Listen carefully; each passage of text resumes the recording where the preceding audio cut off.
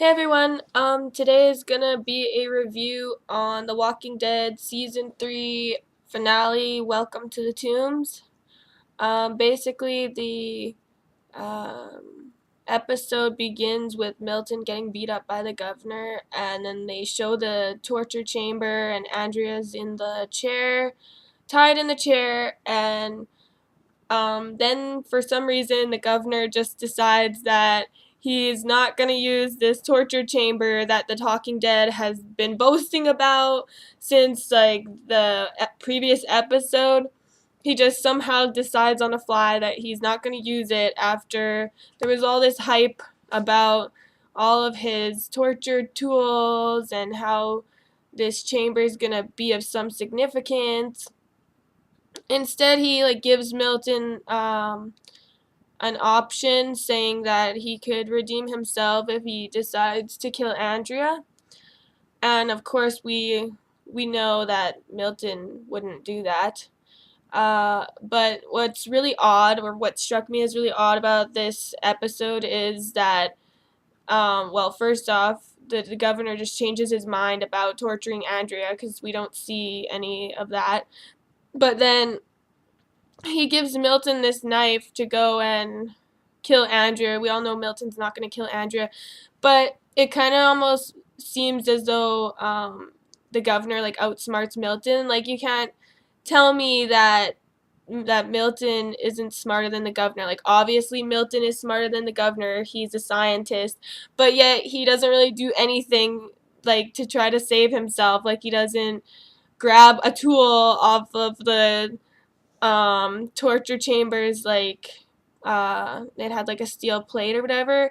He gives Andrea some pliers, but he could have taken a weapon and hit it, and then I don't know, he could have used his intelligence to outsmart the governor, but instead he just stands there and lets the governor stab him in the stomach, and then the governor just decides to let him turn into a zombie and bite Andrea. And it's weird because it's like the governor knows how long it's gonna take and just anticipates that nobody will come and save Andrea, and just anticipates how long it'll take for Milton to turn. And there's just all of these variables that apparently the governor has all pre-planned, which is kind of weird.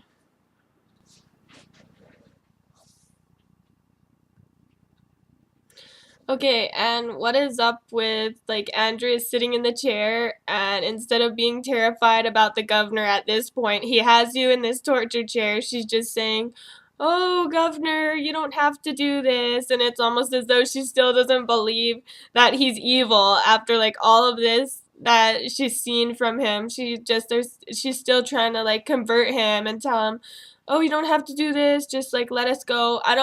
I don't know if any normal person would be saying those things in that kind of situation. I know that Michonne won't, which is one of the most realistic characters there is in the show. Also, what's up with the governor's man tracking abilities? Andrea was so close to the prison. How is it that the governor knew exactly where she was and to go and track her? Was he some military guy who was was he like Liam Nelson from Taken, where he's so able to track someone down? I just found that totally unrealistic, how he just finds her on the fly like that and throws her in the truck. I don't think you could catch someone that easily. And okay, the really stupid thing about this whole episode was it was um Andrea kept talking to Milton this whole time instead of trying to get out of this chair.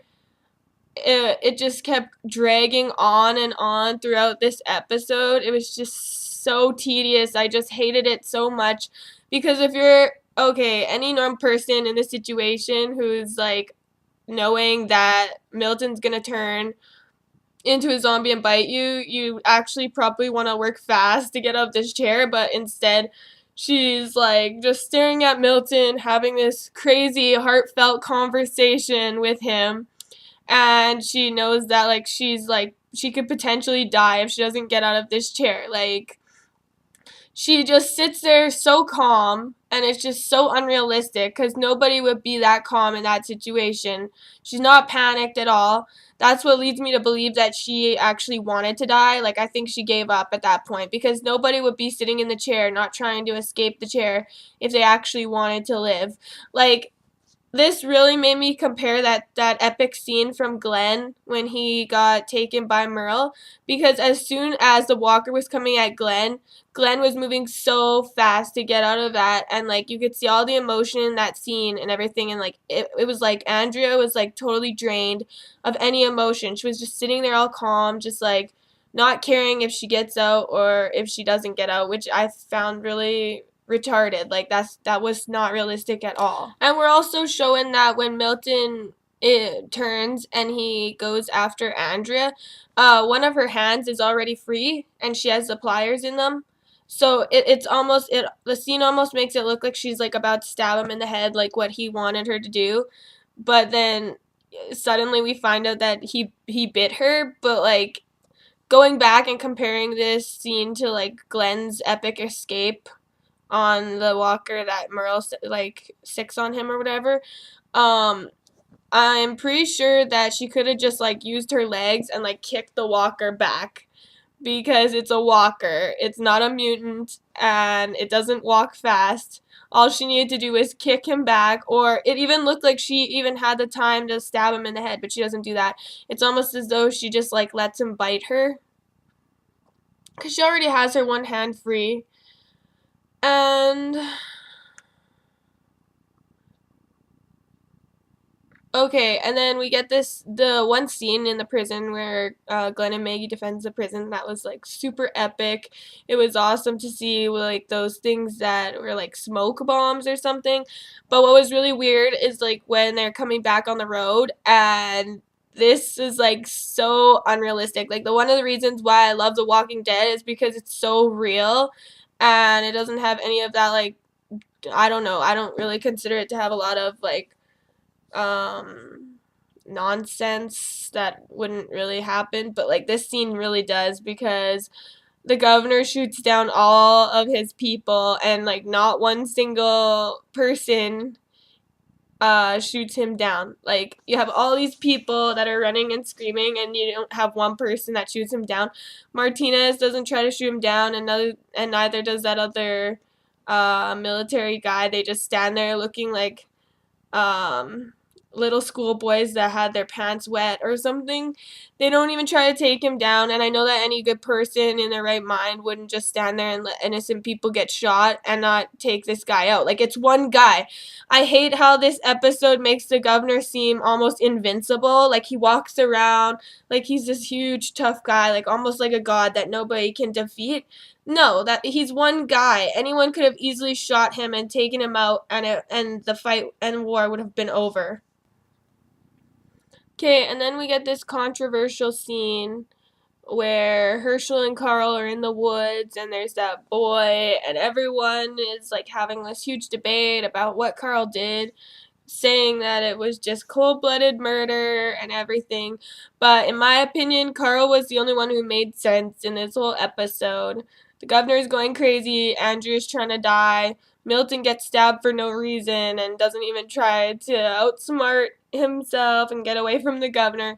Carl is the only one who makes sense, because he tells the boy to put the gun down, and then the like boy just says, "Oh, I'll hand it to you." Well, that's like kind of weird, because if you tell someone to put their gun down and they don't put their gun down, clearly there's still a threat.